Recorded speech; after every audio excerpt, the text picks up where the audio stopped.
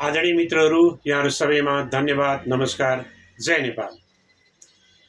म किरण गिरी, नेपाली कांग्रेसको निवर्तमान केन्द्रीय सदस्य, महासमिति सदस्य तथा प्रशिक्षक, काठमाडौँ, नेपाल। आज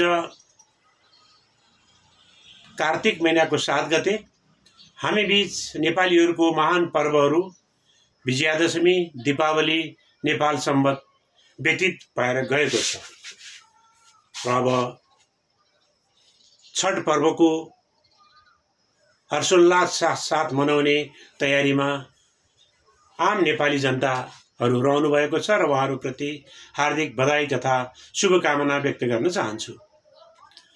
मित्रहरू, हामीले यो पटकको चाड पर्वहरू एउटा विषाक्त राजनीतिक परिस्थिति, एउटा शोक र चिन्ताजनक राजनीतिक परिवेश र एउटा कौतूहलता, जिज्ञासा, आशंका र आक्रोशले भरिपूर्ण सामाजिक अवस्थामा मनाउन गयौँ। यो पटकका चाडपर्वहरू कुनै हर्षोल्लास, कुनै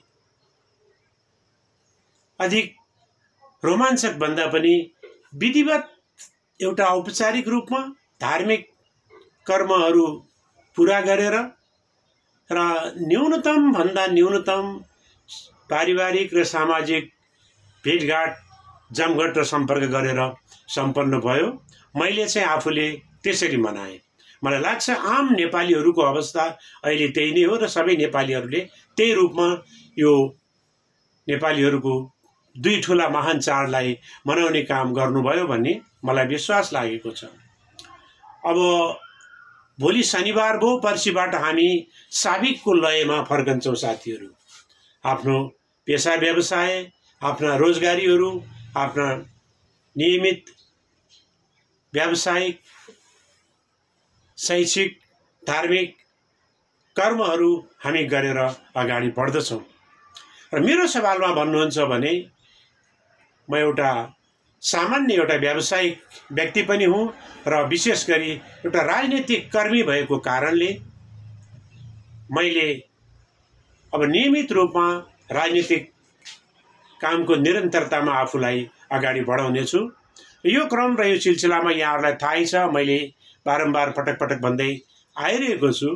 म नेपाली कांग्रेसको निवर्तमान केन्द्रीय सदस्य, महासमिति सदस्य र प्रशिक्षकको रूपमा अहिले काम गरिरहँदा अहिले हामीहरू नेपाली कांग्रेसको मङ्सिरमा कुनै पनि हालत र अवस्थामा पार्टीको नियमित 15औं महाधिवेशन वा विशेष महाधिवेशन गर्नुपर्छ भन्ने अभियानमा हामी लागि परेका छौँ। मेरो आफ्नो कामको तीव्रता, गति र जागरुकता चाहिँ अब त्यसतर्फ केन्द्रित रहनेछ। म लामो व्याख्या विश्लेषण गर्न चाहन्न। विशेष महाधिवेशन वा नियमित महाधिवेशनको अनिवार्यता र अपरिहार्यतालाई हामीले धेरै पटक पुनर्पुष्टि गरिसकेका छौँ। आगामी निर्वाचनमा नेपाली कांग्रेस पार्टीलाई एउटा सशक्त र प्रभावकारी रूपमा अगाडि बढाउनको लागि र बलियो कांग्रेस, बदलिएको कांग्रेस, नवीन र युवा पुस्ताले चाहेको नेतृत्व सहितको कांग्रेस, नवीन र युवा पुस्तालाई समेट्न सक्ने क्षमता, हैसियत र ल्याकत राख्ने नेतृत्व बोकेको नेपाली कांग्रेस निर्माण गरेर हामी अगाडि बढ्नुपर्नेछ। म आफू चाहिँ त्यो अभियानमा लागेको छु साथीहरू। तसर्थ अब म लगायत अधिकांश साथीहरूको उद्देश्य हुनेछ नेपाली कांग्रेसको महाधिवेशन आगामी मङ्सिरमा नियमित वा विशेष महाधिवेशन सम्पन्न गरेर पार्टीलाई बलियो र बदलिएको कांग्रेसको रूपमा रूपान्तरित गर्दै नेतृत्व परिवर्तन, पार्टी रूपान्तरण र नवीन ढङ्गले संगठन विस्तार र सुदृढीकरणको सवालमा हामी द्रुत गतिमा अगाडि बढ्नुपर्ने एउटा अनिवार्य दायित्व र जिम्मेवारी हाम्रो काँधमा आएको छ। अब यति बेला म कसैलाई दोष दिन चाहन्न।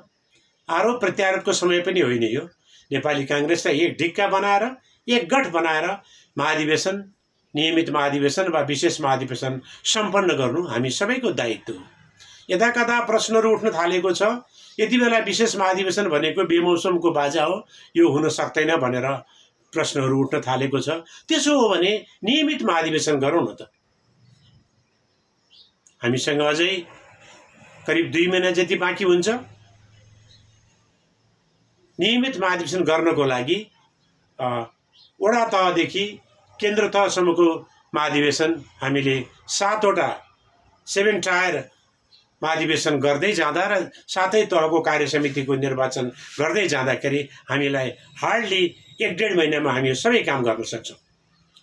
गरौँ नियमित महाधिवेशन वा 15औं महाधिवेशन मङ्सिर महिनामा महामन्त्री गगन कुमार थापाले प्रस्तुत गरिसक्नु भएको छ।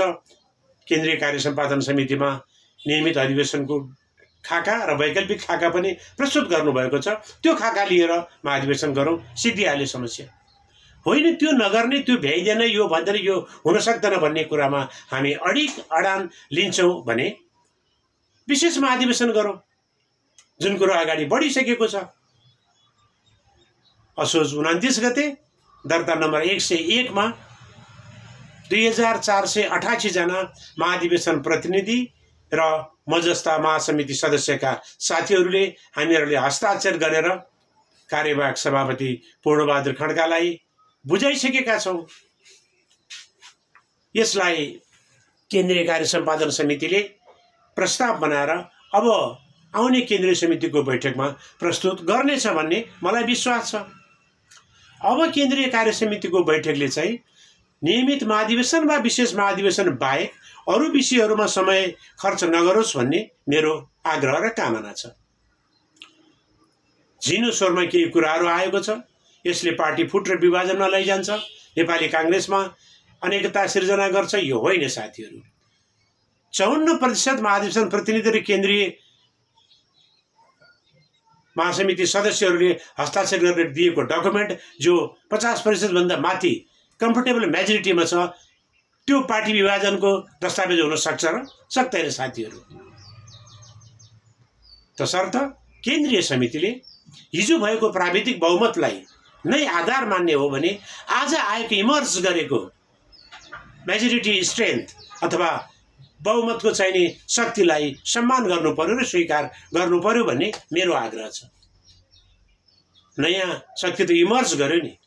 54%ले यो नेतृत्व, यो कार्यसमिति, यो नीति ठिक छैन, हामी नयाँ नेतृत्व, नयाँ कार्यसमिति र नयाँ नीति तथा कार्यक्रम तर्जुमा गर्छौँ भनेर 54% केन्द्रीय सदस्यहरूले केन्द्रीय महाधिवेशन प्रतिनिधि र महासमिति सदस्यहरूले केन्द्रीय कार्य समिति समक्ष प्रस्तुत गर्नको लागि कार्यवाहक सभापति पूर्णबहादुर खड्काज्यूलाई पेश गरिसके पछाडि अब यो नयाँ बहुमत अथवा इमर्ज गरेको यो नयाँ बहुमतको शक्तिलाई सम्मान र स्वीकार गरेर केन्द्रीय कार्य समितिले अगाडि बढ्नेछ भन्ने मैले विश्वास लिएको छु।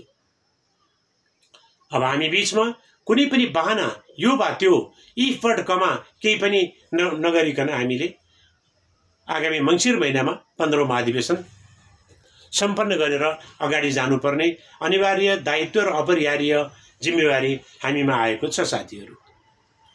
सबै पोलिटिकल पार्टीहरूले आगामी निर्वाचनको तयारीको लागि मङ्सिरमा महाधिवेशन तय गरिसकेका छन्। नेकपा एमाले, नेकपा माओवादीले महाधिवेशन तय गरिसकेका छन् भने हामीले चाहिँ नसक्ने र नगर्ने किन? यो सामान्य परिस्थिति होइन। असामान्य परिस्थिति, असाधारण अवस्थामा जेएनजी आन्दोलन 23 र 24 गते सम्पन्न भएको जेएनजी आन्दोलनको 27 घण्टाको समयावधिमा देशमा एउटा शासन सत्ता मात्र होइन राजकीय स्वरूप नै उलटपुलट भयो भने हामीले 1.5 महिनामा आफ्नो महाधिवेशन गर्न सक्दैनौँ र? सक्छौँ, गर्नुपर्छ। यदि 1.5 महिनामा पनि हामीले आफ्नो नियमित महाधिवेशन नगर्ने हो भने विशेष महाधिवेशनको अपरिहार्यता र अनिवार्यतालाई कसैले रोक्न सक्दैन। यसको लागि पार्टीमा यसले विखण्डन ल्याउँछ, बेमेल ल्याउँछ, यो सब तर्कमा कुनै आधार र दम छैन। असाधारण र असामान्य परिस्थितिमा असाधारण र असामान्य काम गरेर अगाडि बढ्न सक्नु नै राजनीतिक नेतृत्व र राजनीतिक पार्टीको काम, दायित्व र जिम्मेवारी हो मित्रहरू। अहिले साधारण अवस्था होइन, सामान्य परिस्थिति पनि होइन।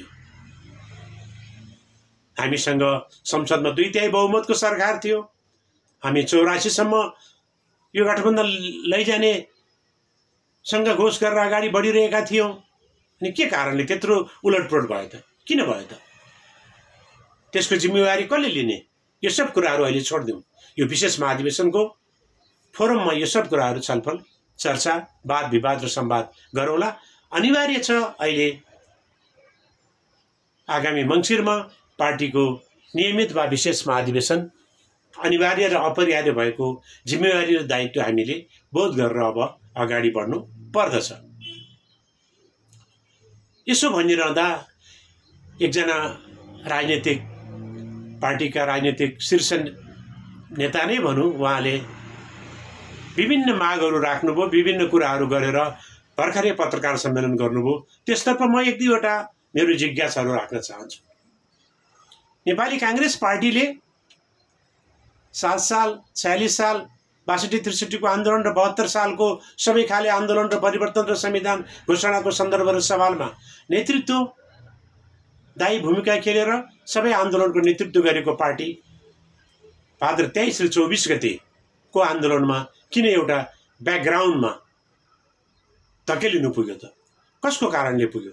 अनि आज आएर हामी सामान्य छ यो अवस्थामा पार्टीमा चुनावपछि मात्र अधिवेशन गर्नुपर्छ भन्ने तर्कहरू गर्न थाल्यो भने त्यो नेपाली काङ्ग्रेस पार्टीको लागि सोसाइटल गेम हुनेछ, आत्मघाती खेल हुनेछ र त्यसमा हामी रमाउन हुँदैन साथीहरू। हामीले आगामी मङ्सिरमा पार्टीको नियमित होस् या विशेष होस् महाधिवेशन सम्पन्न गरेर नेतृत्व परिवर्तन, पार्टी रूपान्तरण र नयाँ र युवा पुस्ताको सशक्त र प्रभावकारी सहभागितासहित नेपाली काङ्ग्रेसलाई अगाडि बढाउनु जरुरी छ। त्यो जरुरी देखेर नै हामीले विशेष महाधिवेशनको अभियानलाई डकुमेन्टको रूपमा अगाडि बढाएर केन्द्रीय कार्यालय सानेपामा दस्तावेजको रूपमा त्यसलाई दर्ता गरिसकेका छौँ।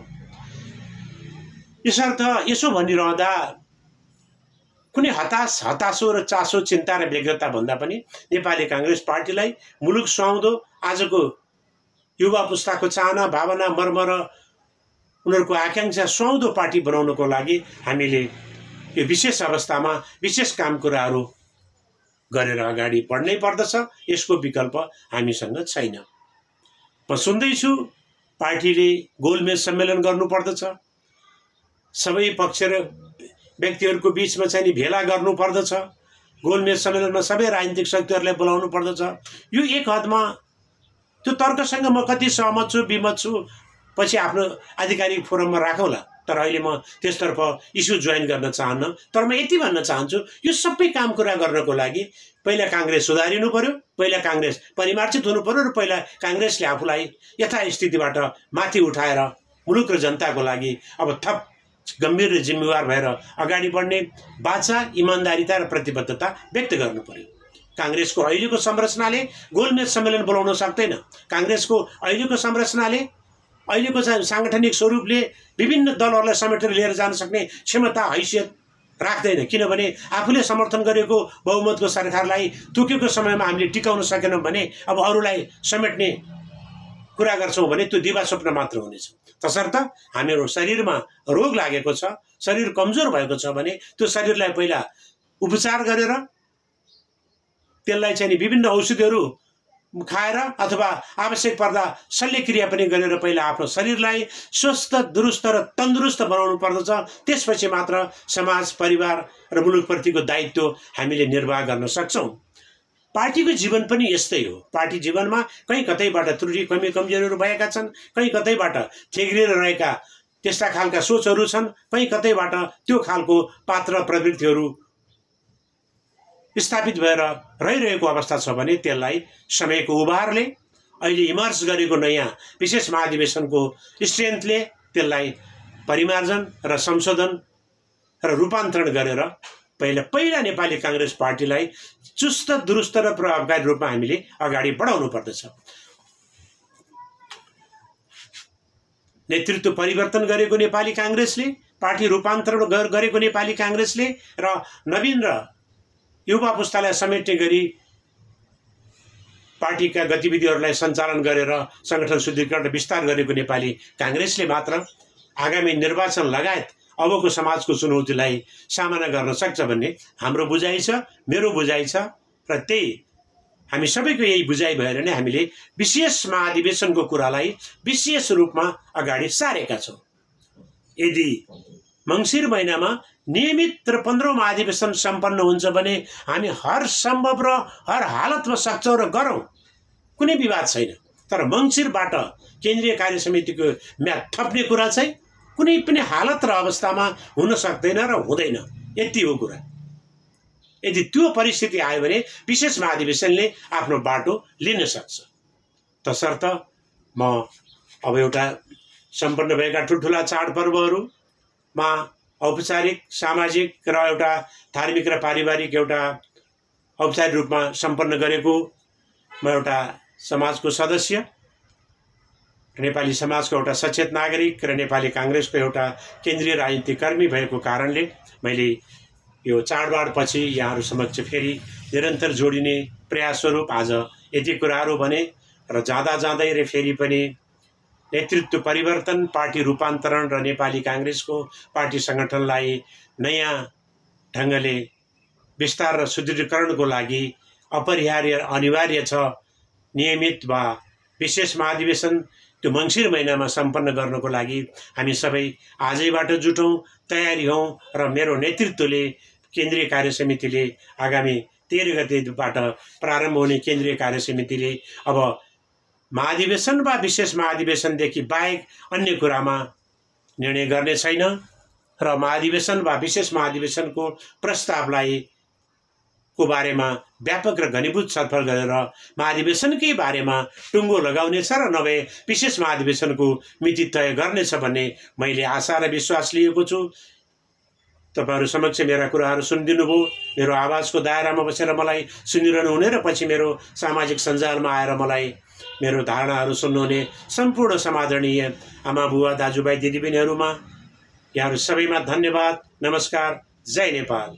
यहाँहरूको उही किरण गिरी नेपाली काङ्ग्रेसको निवर्तमान केन्द्रीय सदस्य तथा महासमिति सदस्य एवं प्रशिक्षक, काठमाडौँ, नेपाल।